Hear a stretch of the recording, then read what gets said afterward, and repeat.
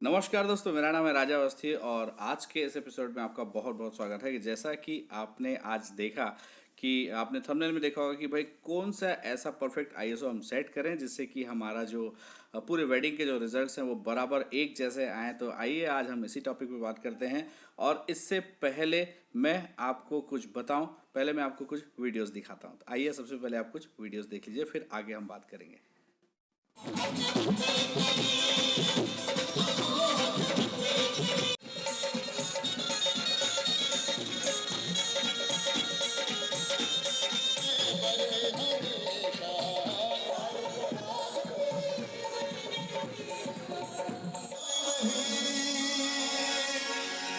लाल मेरी बत्ती।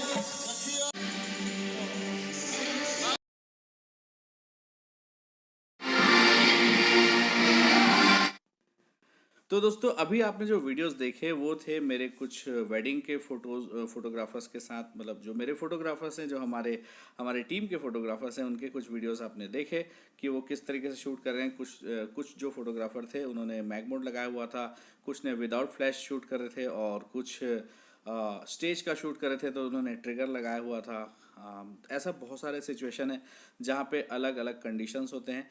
तो आज सबसे महत्वपूर्ण टॉपिक है, मुझे बहुत सारे कॉल्स आते हैं कि सर आप हमें कोई ऐसी सेटिंग बताइए, कोई ऐसा आईएसओ बताइए, या फिर उनके कॉल आते हैं और बोलते हैं कि सर मैं वेडिंग में हूँ, अब मुझे ये समझ में नहीं आ रहा है कि मेरे पास 7000 कैमरा है और मैं यहाँ पे क्या आईएसओ सेट करके रखूँ कि फ़ोटो परफेक्ट आए। तो आइए दोस्तों इसी टॉपिक पे बात करते हैं। बात बहुत छोटी सी है लेकिन बहुत इंपॉर्टेंट है, तो ये वीडियो पूरा देखिएगा ताकि आपको क्लियर हो सके कि आपको कैसे आईएसओस को सेट करना चाहिए। आइए स्टार्ट करते हैं बिना लेट किए।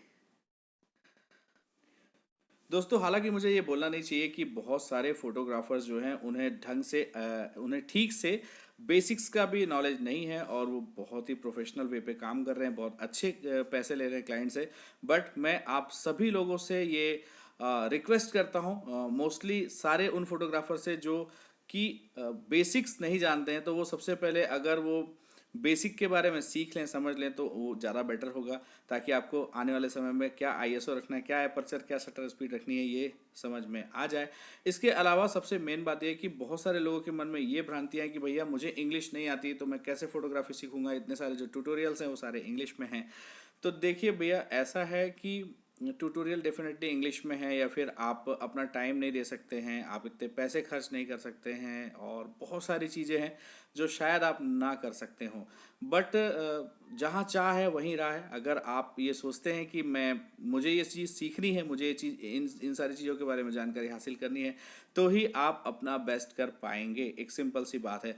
अगर आपने ये ठान लिया कि भैया मुझे अच्छे से फोटोग्राफी सीखनी है, चाहे कंडीशन कोई भी हो, मैं बहुत अच्छी फोटोग्राफी करूँगा, तो आप डेफिनेटली कर सकते हैं। रही सही बात आईएसओ की, तो यार एक सिंपल वे है। मैं बहुत इरिटेट होता हूँ जब इस तरीके से कॉल आते हैं कि सर मैं अभी वेडिंग शूट में हूँ और मुझे क्या आईएसओ रखना चाहिए। मेरे भाई, सबसे मेन बात यह है कि पूरी फोटोग्राफी लाइटिंग के ऊपर डिपेंड है, और पूरी की पूरी लाइटिंग आईएसओ, शटर स्पीड और एपर्चर से मेंटेन होती है। अब आप जब मुझे फ़ोन करते हैं तो एग्जैक्टली मुझे ये नहीं मालूम कि वहाँ 5 एलईडी लाइट्स लगी हैं या फिर वो एम्बियंट लाइट्स हैं, या फिर मुझे ये नहीं पता कि आप आउटडोर पे शूट कर रहे हैं, मुझे ये नहीं पता कि आप इंडोर पे शूट कर रहे हैं। अगर आप इंडोर पे शूट कर रहे हैं तो उस हॉल का एटमॉस्फेयर क्या है, वहाँ येलो लाइट्स हैं या ब्लू लाइट्स हैं। तो यार एक चीज़ आप मुझे बताइए, ये बोलने वाली बात नहीं है बट फिर भी मैं आपसे यही बोलूँगा कि सबसे पहले तो आईएसओ फिक्स नहीं हो सकता, एपर्चर फिक्स नहीं हो सकता, और शटर स्पीड भी बिल्कुल भी फिक्स नहीं हो सकता है। अगर आपको क्रिएटिव फोटोग्राफी करनी है, अगर आपको परफेक्शनिस्ट बनना है, तो डेफिनेटली आपको इन तीनों के कॉम्बिनेशंस को समझना होगा। आपको सीखना होगा कि किस कंडीशन में कितना आईएसओ रखना है, किस कंडीशन में कितना एपर्चर रखना है, और ये होगा ऑन लोकेशन। बिल्कुल भी अगर कोई आपको फोटोग्राफर बोलता है कि भाई ये आईएसओ आप फिक्स रख लो, इस पर आपका पूरा काम हो जाएगा, तो देखिए काम हो जाने में, काम निपट जाने में, काम चल जाने में ठीक है, बट अगर आपको परफेक्ट रिजल्ट चाहिए, परफेक्ट परफॉर्मेंस चाहिए आपके फोटोग्राफी से, आप बहुत अच्छे पैसे बनाना चाहते हैं, लोगों के बीच आप फेमस होना चाहते हैं, तो डेफिनेटली आपको इन सब चीज़ों को बहुत अच्छे से समझना होगा। अदरवाइज आप अभी जैसे हैं वैसे ही लाइफ टाइम रहेंगे। मैं बिल्कुल भी नहीं चाहता हूँ कि आप वैसे ही रहें। तो डेफिनेटली अगर आपको आईएसओ, शटर स्पीड, अपर्चर के बारे में नहीं पता है, तो मैं कोशिश करूँगा कि मैं बेसिक्स पे कुछ एपिसोड बनाऊँ, बट मुझे ऐसा लगता है कि अब आपको आगे बढ़ना चाहिए, आपको बेसिक्स से उठना चाहिए और बेसिक्स के नॉलेज के लिए आपको थोड़ा सर्च करना चाहिए गूगल पे या फिर और भी ट्यूटोरियल्स देखने चाहिए।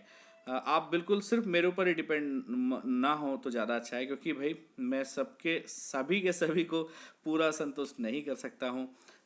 रात के 11 बजे, रात के 12 बजे मुझे फ़ोन आते हैं और लोगों का ये क्वेश्चन होता है कि सर कितना आईएसओ मैं सेट कर दूं तो परफेक्ट फ़ोटो आ जाए। ये आज का जो वीडियो है ये इरिटेशन वाला वीडियो है। मैं परेशान होकर ये वीडियो बना रहा हूँ, बहुत खुशी से ये वीडियो नहीं बना रहा हूँ। हो सकता है आप में से बहुत सारे हमारे व्यूअर्स हैं जिनको ये हर्ट करे कि भैया आप अब बहुत बड़े आदमी हो गए। तो यार देखो, मैं बड़ा आदमी बिल्कुल भी नहीं हूँ, लेकिन मैं चाहता हूँ कि आप ज़रूर बड़े आदमी बने, और आपको अगर बड़ा आदमी बनना है तो डेफिनेटली आपको ही मेहनत करनी पड़ेगी और इन सब जंजालों से निकलना पड़ेगा कि कैसी सेटिंग मैं फ़िक्स कर दूं तो मेरा काम हो जाए। ऐसा कोई सेटिंग नहीं है फोटोग्राफी में।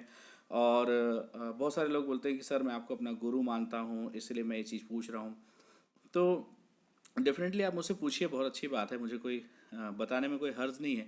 लेकिन आप खुद सोचिए, अगर आप मुझे पूछेंगे कि सर मैं आज एक पार्टी में हूँ और यहाँ पे कितना आईएसओ रखूँ आप मुझे बताइए, तो क्या ये क्वेश्चन सही है? मुझे नहीं लगता कि ये क्वेश्चन सही है, क्योंकि जब तक मैं उस कंडीशंस पे नहीं हूँ, मुझे ये नहीं मालूम कि आपने कौन सा लेंस लगाया है, मुझे ये नहीं मालूम कि वहाँ पे कितनी लाइटें हैं, मैं आपको कैसे बताऊँ? आप खुद ही ये चीज़ को रियलाइज़ करिए। मैं आज का ये जो वीडियो थोड़ा मोटिवेशनल भी है, मैं आपको ये बोलना चाहूँगा कि ISO, shutter speed and aperture जो होता है वो अकॉर्डिंग टू टाइमिंग होता है। आप जिस समय फ़ोटो क्लिक कर रहे हैं उसके अकॉर्डिंग वो सारा चीज़ चेंज होगा। सो दैट्स वाई अगर आप का क्वेश्चन ये है, और जैसा कि आपने थंबनेल में देखा कि ये आईएसओ आप सेट कर लो आपका काम हो जाएगा, ऐसा कुछ भी नहीं है, बिल्कुल भी नहीं है। अगर आपको कोई फोटोग्राफर बोलता भी है तो भी सरासर उसे खारिज कर दीजिए। कुछ एक ऑप्शन कैमरे में है, जैसे कि ऑटो आईएसओ। अगर आप ऑटो आईएसओ पे क्लिक करते हैं तो ये समस्या कुछ हद तक दूर हो सकती है, बट मैं नहीं चाहता कि ये ऑटो आईएसओ के पछड़े में आप ज़्यादा पड़ें, क्योंकि ऑटो आईएसओ कहीं ना कहीं आपको थोड़ा सा लेंदी बनाता है, थोड़ा सा आपको लेज़ी बनाता है। कुछ कुछ जगह में ऑटो आईएसओ बहुत अच्छा है, बट हर जगह आप ऑटो आईएसओ का यूज़ करके परफेक्ट रिजल्ट पाएँ ऐसा नहीं है। तो मैं आपसे ये बोलूँगा कि भाई आप आईएसओ, शटर स्पीड, अपर्चर को बार बार यही बोल रहा हूँ कि आप समझिए या फिर आप थोड़ा प्रैक्टिस कीजिए, आप लोगों से पूछिए, आप अपने सीनियर से पूछिए। और मैं कोशिश करूँगा कि मैं फटाक से इसके ऊपर एक एपिसोड बना के आप लोग को दे दूँ, ताकि आप लोग को ये क्लियर हो जाए। इसके बाद भी कुछ और एपिसोड आएंगे जो थोड़े से इरिटेशन भरे होंगे, क्योंकि भाई अगर आपको रात को कोई 11 बजे, 12 बजे या 1:30 बजे कॉल करके पूछे कि भैया कितना आईएसओ रखना है, तो डेफिनेटली यार आपको भी इरिटेशन होगा। तो आज का ये वीडियो देखने के लिए और आज का मेरा ये इरिटेशन भरा वीडियो देखने के लिए आपका बहुत बहुत शुक्रिया। Thank you so much and keep watching. आपका बहुत सारा प्यार हमें मिल रहा है, बहुत सारे सपोर्ट हमें मिल रहे हैं, उसके लिए आपका बहुत बहुत शुक्रिया। Thank you so much. इसी तरीके से आपका सपोर्ट बनाए रहना और मैं कोशिश करता रहूँगा बीच बीच में कुछ इस तरीके से वीडियो लाने की, क्योंकि दोस्तों अभी वेडिंग के सीज़न है और मैं फटाफट वीडियो आपके लिए नहीं लेके आ पा रहा हूँ, क्योंकि वेडिंग में मैं भी व्यस्त हूँ और कोशिश कर रहा हूँ कि मैं इसके बीच के कुछ ऐसे मुद्दे जो एकदम इम्पॉर्टेंट है, बहुत इंपॉर्टेंट है आपके लिए और मेरे लिए, हो सकता है वो प्रॉपर ट्यूटोरियल्स ना हो, बट ऐसी काम की चीज़ हो जो आपके बहुत काम आए, उन्हीं टॉपिक्स में मैं बीच बीच में ट्यूटोरियल लेकर आता रहूँगा। आज का भी ये जो वीडियो है मैं वेडिंग में से जो कुछ समय का टाइम मिला उसके लिए आपके लिए लेकर आया हूँ। तो आज का ये वीडियो देखने के लिए आपका बहुत बहुत शुक्रिया। Thank you so much and keep watching, और please like, share and subscribe करना ना भूलें। Bye bye.